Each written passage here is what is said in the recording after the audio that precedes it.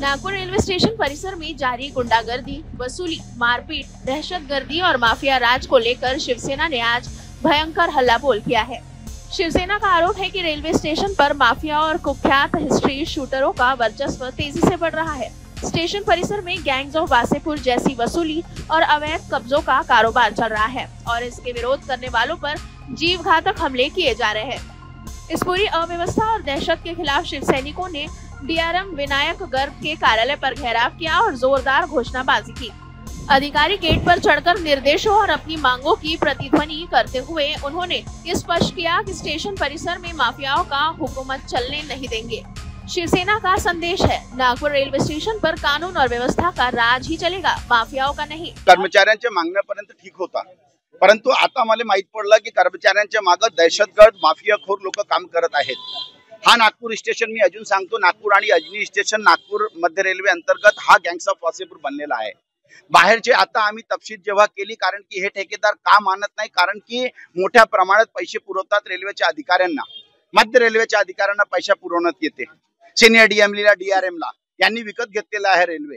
त्यामधून काय होते की तो ठेकेदारचा तोंड ह्या कार्य हे सगळे जेवढे कामगार आहेत ते 12-12, 15-15 वर्षापासून तुमच्या स्टेशन मध्ये काम करत आहे, वेगवेगळं काम करत आहे। आता तो वेगवेगळं काम केल्यानंतर त्यांना वेतन किमान भेटत नाही आणि जेव्हा त्यांनी काही केली तो ते ठेकेदार माफिया लोकांना हातात घेत आहे।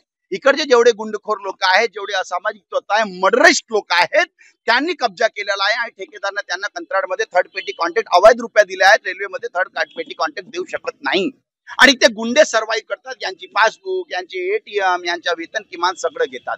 चुकीनं कोणाच्या वेतन त्याच्या खात्यात आला तर त्याच्याकडून वसुली करतात। आमच्याकडे पुरावे आहे, फोन पेचे 5,000 6,000 परत मागतात। म्हणजे ही गुंडेगिरी। आणि जर कोणी आवाज केला, कोणी शिवसेनाकडे आला आणि कुठे डीआरएम ऑफिस मध्ये गेला, तक्रार करायला गेला तर त्याच्या घडी 5-5 गुंडे पाठवतात, गार्डलाईन मध्ये पकडतात, मारजोड करतात। 9 तारखेला आम्ही एफआयआर लोहमार पोलीसमध्ये 326 एफआयआर गावंडे पीआय यांच्या म्हणून दाखल केली आहे। आम्ही एसपी मंगेश शिंदे जीआरपी त्यांना पण आम्ही बोललो आहोत। परंतु सगळ्यात मोठी गोष्ट आहे की सर्व हा डीआरएम विनायक गर्ग हा नालायक माणूस आहे।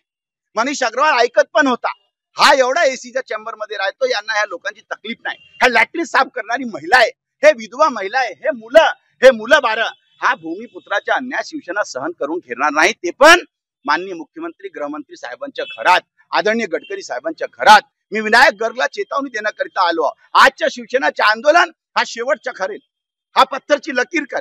आज आम्हाला न्याय पाहिजे किंवा ब्लॅकलिस्टेड कडे हे आरोपी आहेत। सेंट्रल लेबर कमिशनरने इन्स्पेक्शन केलं, सगळं खडं बनलं, माझ्याकडे आहे न्यायालयामध्ये, यांना पण आरोपी आहे, ठेकेदारला पण आरोपी केला। पण रेल्वे एवढी खाऊन पिऊन आहे, याचा भ्रष्टाचार पूर्ण हिंदुस्थानमध्ये। आदरणीय मोदीजी तुम्ही अँटी म्हणजे करप्शन गेला असं म्हणता, पण मी म्हणतो की मध्य रेल्वे सर्वात भ्रष्ट रेल्वे आहे। हा डीआरएम विनायक गर्ग सर्वात भ्रष्ट डीआरएम आहे। आज आम्ही एकदम आलो आहोत, मूड मध्ये आलो आहोत, शिवसेना स्टाईल मध्ये आलो आहोत। आज किंवा ह्या रडांनीना न्याय भेटेल, नहीं तो मग आम्ही जेलात जाऊ। आज आम्ही ठरवू।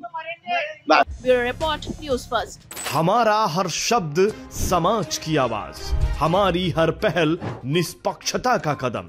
आपकी हर समस्या में आपसे पहले दिखेंगे हम हैं न्यूज फर्स्ट। ईश्वर का सच, हमारा साहस और आपका विश्वास। सच, साहस और विश्वास। अगर आप ये वीडियो YouTube पर देख रहे हैं तो हमारे चैनल को सब्सक्राइब कर बेल आइकन दबाएं।